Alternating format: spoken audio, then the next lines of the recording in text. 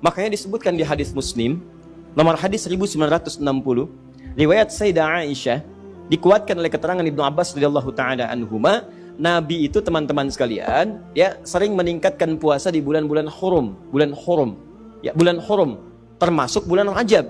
Ya, kata Sayyidah Aisyah, termasuk juga kemudian Ibnu Abbas radhiyallahu taala anhuma, saya kadang melihat Nabi sallallahu alaihi wasallam sering puasa, seakan-akan nggak buka, tapi juga sering melihat beliau buka, seakan-akan nggak puasa.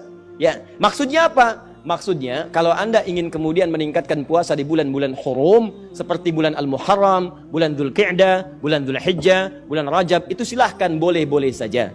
Walaupun tidak ada kekhususan mengkhususkan puasa di satu bulan saja, tidak. Ya, tapi kalau Anda ingin tingkatkan puasa, silahkan, ini dalilnya, yang sahih.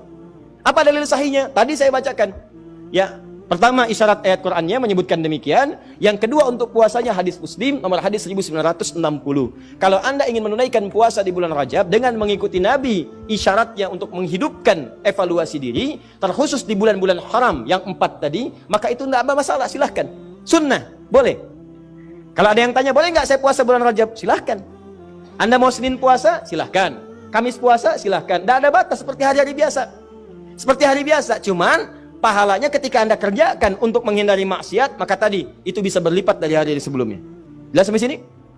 Jadi kalau Anda ingin puasa bulan Rajab, misalnya saya pengen puasa Senin, boleh.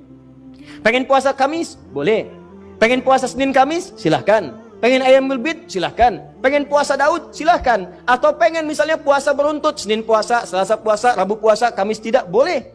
Apa dalilnya? Tadi, karena puasa di bulan-bulan hurum dianjurkan oleh Nabi SAW. Bulan hurum ada 4, 1 Dzulqa'dah, 2 Dzulhijjah, 3 Al-Muharram, 4 Rajab. Paham? Tapi kalau ada kemudian yang menyampaikan kepada Anda, kalau Anda puasa di bulan Rajab akan mendapatkan pahala sekian. Puasa di bulan Rajab mendapatkan surga, nanti di surganya ada sungai, namanya sungainya Sungai Rajab, ya kan? Puasa sehari di bulan Rajab, maka Anda akan diampuni semua dosa, dibebaskan dari neraka. Kalau sudah bebas dari neraka, ngapain puasa Ramadan? Jelas?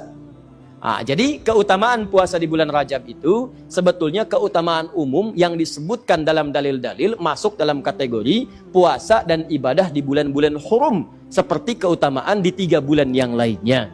Tidak ada amalan-amalan khusus misalnya yang hadis-hadisnya menunjuk keistimewaannya. Tapi kalau Anda kerjakan, silahkan saja kerjakan dengan niat mengerjakan amalan-amalan rutinitas seperti yang lainnya. Dan pahala Allah berikan kepada Anda.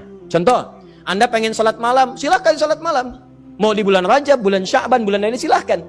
Ya, sholat pertengahan malam silahkan, tahajud silahkan, ba'diyah maghrib silahkan, ba'diyah isya silahkan. Tapi kadang-kadang teman-teman sekalian, jangan sampai kemudian termotivasi oleh dalil-dalil sebetulnya yang tidak ada susunannya atau informasinya dari Nabi SAW. Contoh, pernah mendengar kalimat ini? Siapa yang menunaikan sholat di malam Jumat di bulan Rajab, di antara isya kemudian sampai dengan ke fajarnya, dia bacakan kemudian rakaat pertamanya setelah Al-Fatihah, kemudian dibacakan surat A, surat B sampai dengan Al-Ikhlas sampai yang lainnya, maka akan diampuni semua dosa-dosanya, dibebaskan dari neraka. Pernah dengar kalimat itu? Ini hadisnya hadis palsu. Ya, hadisnya hadis palsu. Bahkan di kitab hadis palsu pun tidak ditemukan.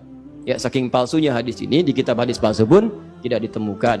Pernah dengar hadis ini? Inna fil jannati baban yuqalu Rajab. Di surga itu ada satu pintu, satu sungai. Nama sungainya Sungai Rajab. Siapa yang bisa puasa sehari di bulan Rajab, maka dia akan mendapatkan kenikmatan surga di situ dengan air minum dari Sungai Rajab. Pernah dengar?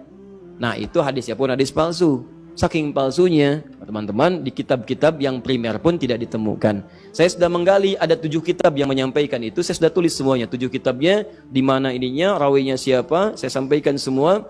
Ini ada At-Tashi Ashar al-Masyihah Baghdadiyah, pengarangnya Abu Tahir As-Salafi, Fadailu Syahr Rajab Al-Hasan ibn Muhammad Al-Khilal, Fadl Rajab Abul Qasim ibn Asakir, Al-Amali Al-Khamisiyah karangan Yahya bin Al-Husain Al-Syajari, Al-Jurjani, Syu'abul Iman karangan Al-Baihaqi, At-Tadwin fi Akhbari Qazwain karangan Abdul Karim Ar-Rafi'i, Fadailul Awqat karangan Al-Baihaqi. Semuanya dicantumkan untuk menginformasikan pada kita hadisnya maudhu, palsu, paling minimal dhaif. Jadi dituliskan itu untuk kasih informasi, ini hadisnya dhaif ya. Ya, hadisnya palsu, jangan dipakai sebagai rujukan. Bukan dituliskan untuk menginformasikan pada kita itu amalan, jelas.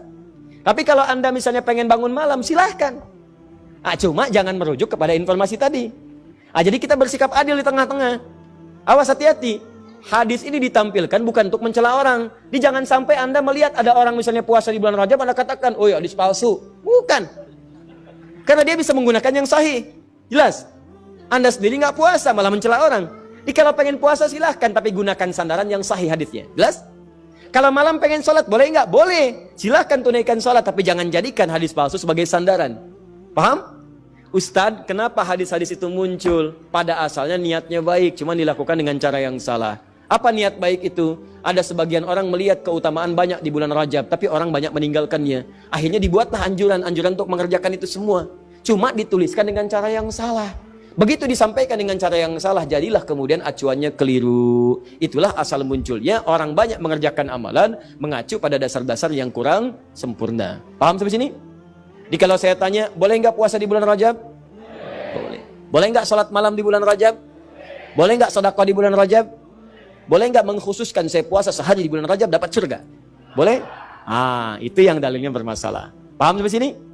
Jadi itulah asal muasalnya, runtutan ayatnya sudah ada jelas, hadisnya sudah ada, yang palsu sudah ada, yang sahih juga ada, yang sahih dijadikan acuan, yang kemudian dhaif atau palsu kita tinggalkan. Sepakat sampai sini? Maka kalau sudah sepakat, yang tidak sepakat kita tinggalkan dan tidak ada pertanyaan lagi sampai harus diulang ke tahun depan.